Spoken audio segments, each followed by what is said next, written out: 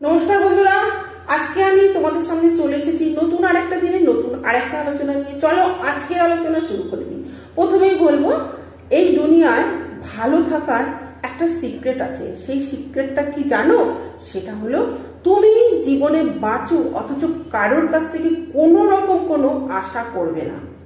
নিজেকে ভালোবাসো শুরু থেকে শেষ পর্যন্ত, কারণ তুমি তোমার পাশে থাকবে।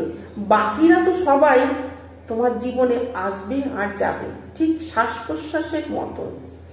সৎ সঙ্গে স্বর্গবাস, অসৎ সঙ্গে নরকবাস কথাতেই আছে।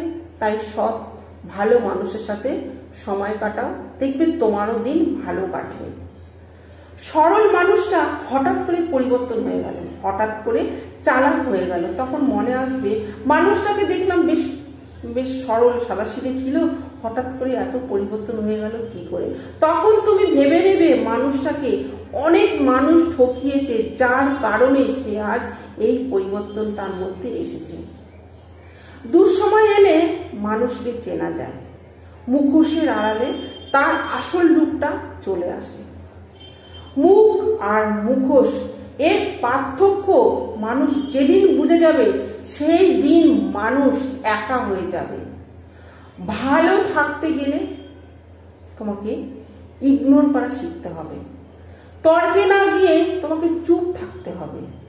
তাহলে তুমি পৃথিবীতে জন্মাওনি সবাইকে খুশি করার জন্য, সবাইকে খুশি করার দায়িত্ব তুমি নিয়ে আসোনি। তার জন্য তুমি যতটা পারো ইগনোর করো।